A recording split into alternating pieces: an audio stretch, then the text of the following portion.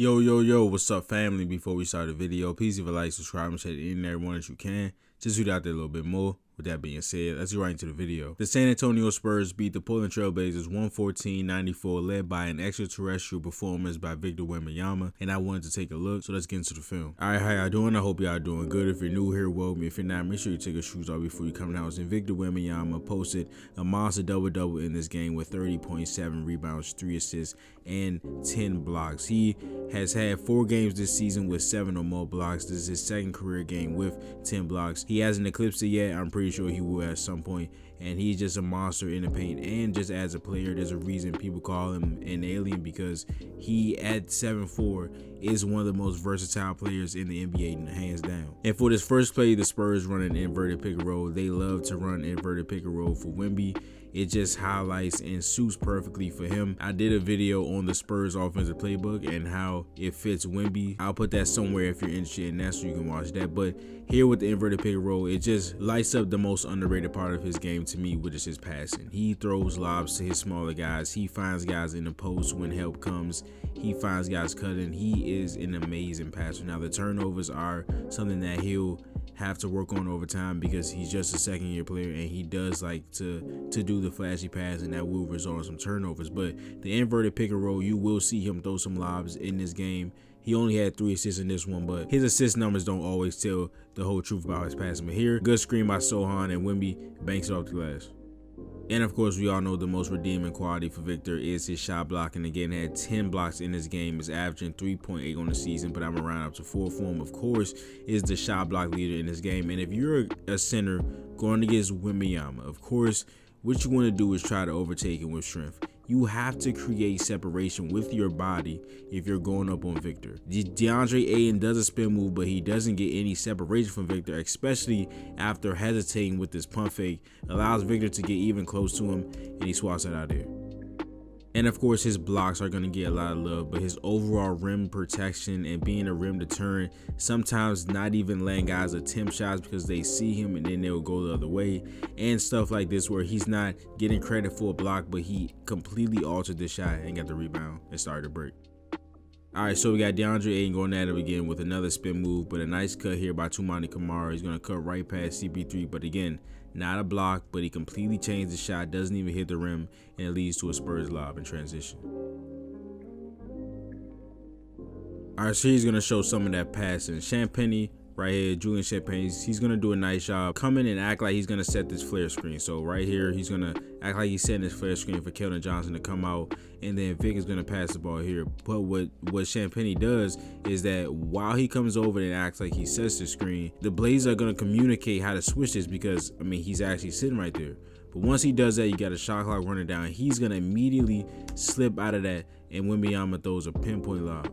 And of course, with his size and length, he is going to cover so much ground, and he's able to take away DeAndre Ayton and Jeremy Grant on this play right here. I believe Sharp looks at Ayton, sees that Victor is standing right there, so he's not obviously not going to pass it there. But then Jeremy Grant is open for the moment, but then Victor Wembanyama comes out of nowhere. And in order to be a great shot blocker, you have to have great timing. But something I've also noticed with Victor is the way he tracks the ball when the player goes up. Now, Scoot is literally a foot smaller than him. Now, this probably won't work as effective with Shaedon Sharpe, even though of course he blocked his shot in this game. But I want you guys to see how when Scoot drives, right, he's at the correct angle, but he's gonna stop for a second right there. He's gonna stop for 1 second as Scoot's driving. He's gonna stop right there and let Scoot choose which side he's going on. He doesn't go early, right? He waits. He literally stops himself, and he's waiting to see which side Scoot is gonna come up on, and Victor just swats at. And again, we got the Spurs in transition. Such an exciting young team. Another pinpoint lob by Victor. And I don't know, man. There was a lot of audacity involved with a lot of these Trailblazer drives. I mean, Grant, he draws contact. He puts his shoulder into Vic, but it's just not a big enough hit to where he's can't contest it. Usually you would need somebody a lot stronger to knock him off his line, like an AD, like a Giannis or an Embiid. You know what I'm saying? But Grant just goes right into him, doesn't really move him, and it's just an easy erase for Victor. And of course, we know the three-point shot is a big part of Victor's game, but this in particular was a rarity. This was only his second made corner three of the season. Granted, he's only shot 10 of them. He has taken 201 threes this season, and only 10 of them have been from the corner, which makes sense because, again, I'll get into how versatile he is on offense in regards to his play types, but he's either handling the ball, right, doing the pick and rolls, he's either setting the screens, setting off-ball screens, rolling and stuff like that. So there's not a lot of times where he's going to be in the corner, but this time he's able to get the pass from CP3 after trying to post up, and the size after the pump fake allows him to shoot over Jeremy Grant. And what I've always said, the thing that makes somebody a unicorn or an alien is their agility at that size. So if you're 5'9" and you're agile, it's not going to be that surprising. But if you're 7'4" and you're moving like this, right, the agility of Victor plus his size and length is a nightmare for anybody in this league. That's what makes him a unicorn. His ability, an alien. That's what makes him an alien. His ability to move off ball, to be as laterally quick as he is, and to run up the floor like a gazelle at 7'4", 7'5", however tall he is, right? Here, he gets the spin move, he does the jab right there, gets past DeAndre Ayton, and drops a dime to Jeremy Sohan. And some more offensive versatility by Wemby. I believe he's probably one of the best transition options in the NBA because you could probably just throw it up to him, and a lot of cross matches happen in transition, so he'll have a smaller guy. He'll always have a shorter guy on him, but in transition you can get a lot of cross matches with guards and forwards not being the center. He settles for the trail. Like, this was a big thing at the beginning of the season. It was like he was shooting way too many threes. I did agree with that, but in the last 14 games, he's averaging 29 points on 65% true shooting, 10 rebounds, 4.6 assists per game, and 4 blocks. And the three-point shot is just a huge part of his game, whether you like it or not. Of course, I don't want him shooting 10 threes a game because of his size and how dominant he is at the rim. He shoots 80% at the rim and 34% from three.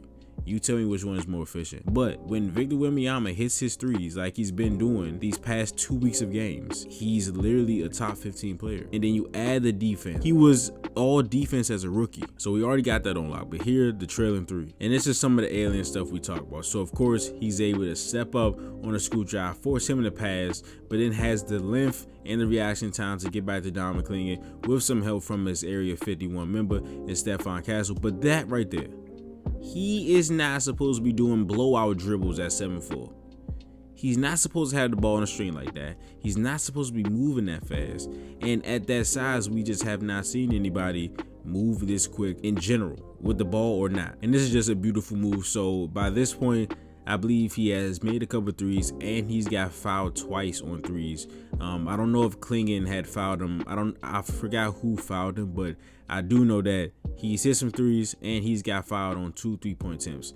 So him shooting and hitting those threes and just taking them is on the Blazers' radar, and he is a threat from there right now. And Clingan still jumps on a pump fake after they've gotten two fouls. I'm not sure if he thinks I think Clingan could probably block his shot, but it would be really hard. But he pump fakes, get past Clingan, beautiful move, the Euro step, keeps the ball away from guys, and finishes only where he can see it. Okay, so this is what I mean by his versatility as far as play styles goes on the offense side of the ball. According to B-Ball Index, Victor Wembanyama is the most versatile offensive player as far as play types. This means he could be a PNR handler, he can be the roll man, he can be the pop, he can be receiving the handoff, he can be the handoffer in the DHO game. He can do everything on the offensive side, and the Spurs don't hinder him, right?